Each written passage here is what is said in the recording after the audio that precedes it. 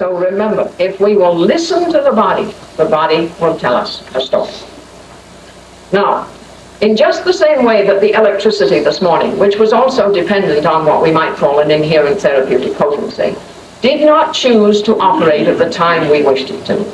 It took its own time. The same is true within the body. And I realize that I am putting myself in a hazardous situation because the patients I have selected might not, their inherent mechanism might not decide to work on this Saturday morning. But we will take a chance and we will see if they choose to do so. So, Stephen, where are you? Okay, come up here.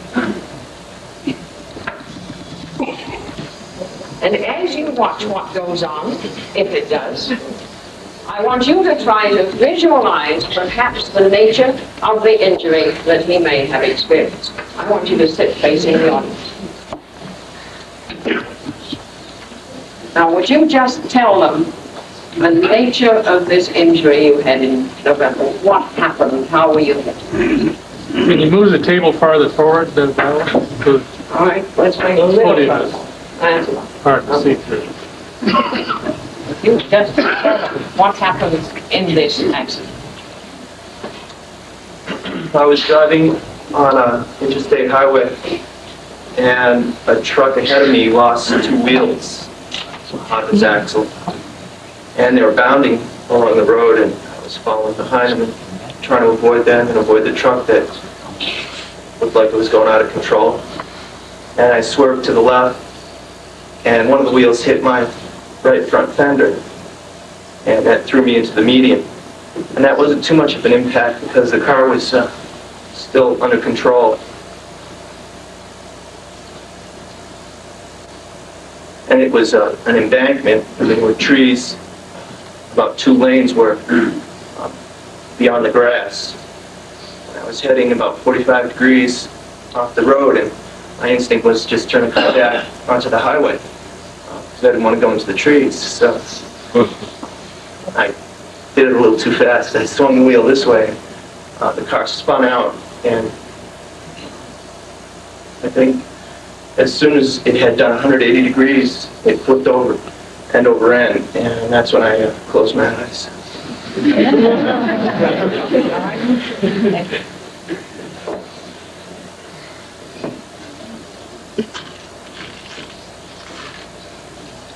I want you just to sit with your knees at the edge of the table. Let your hands rest in your lap. And just let your body do whatever it wants to do. So what we do is we set him in the position in which he was at the time of the impact, and then we let the body do whatever it feels it has to do to bring about the change. So all I do is just to take hold of that mechanism, and then let's wait and see what happens.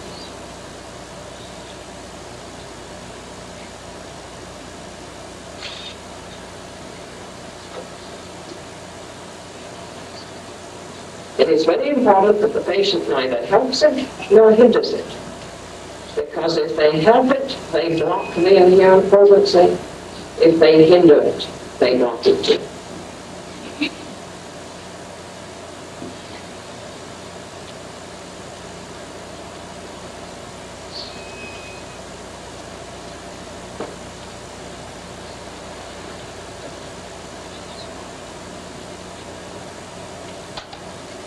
Now it is also important that you as the operator are always a fraction behind what the patient is doing. The patient leads, you follow. Now I want you to put your hands as if you're holding onto that steering wheel and you're gripping it quite firmly.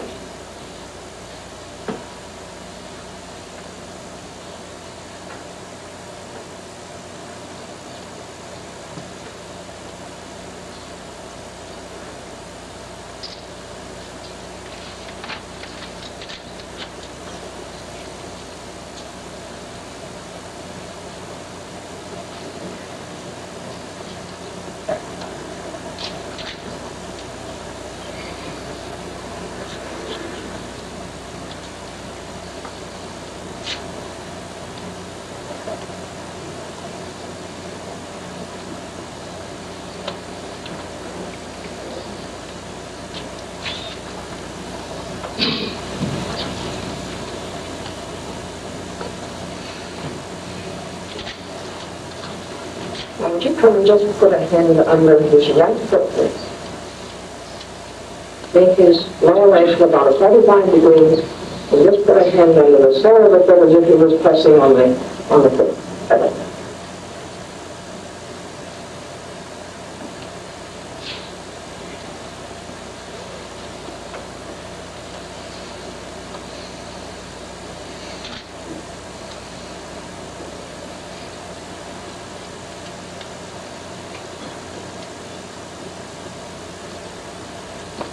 Now take a deep breath.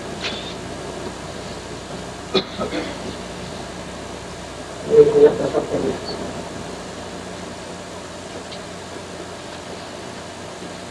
Just keep coming on to that steering wheel.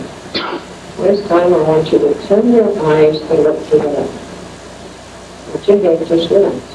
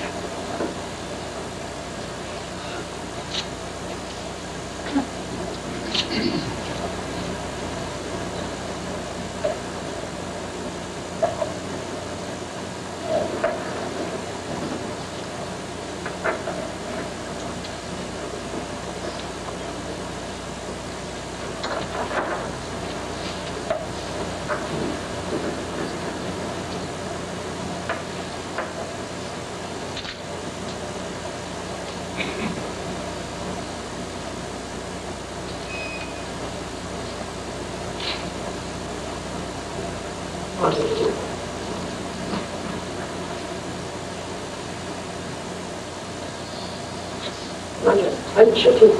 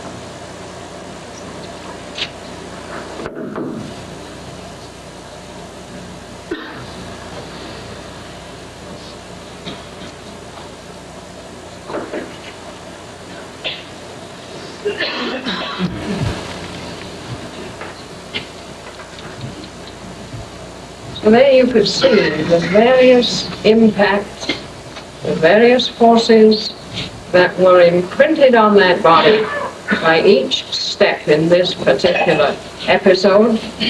And also we probably saw the release of some other factors from other injuries in the past which we haven't even bothered to explore in the history. Now this was the rather dramatic effect of a recent injury. Just 4 months ago is a recent injury. And we may find that a patient has been wrestling with these forces for years. Maybe 10, 20, 30 years. And they still are not well from that accident that happened way back then. They've been x-rayed, they've been tested, they've had all of the various tests that you can think of performed, and they all come back negative. And that doesn't reflect very well upon the patient's integrity.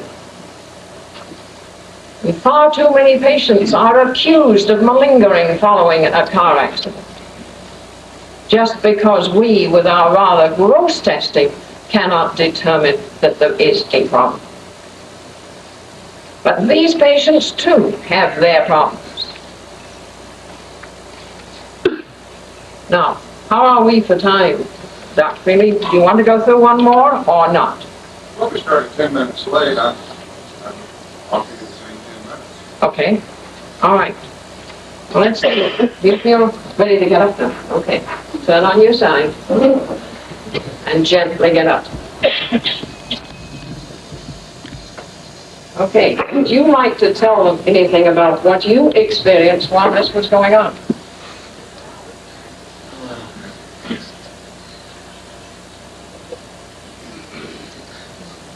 A lot of times when I seem to spontaneously turn one way or the other, I felt the same kind of impacts that I felt in the accident. When the car was turning over, I wasn't sure it was turning over. I thought maybe other cars were hitting me. And I remember just with my eyes closed, hoping it would stop. And getting jostled like that. And I hadn't quite... I remember thinking about it in the past months, but I never felt it fully the way I did. It was almost like a little like recreating something. Who was doing the moving?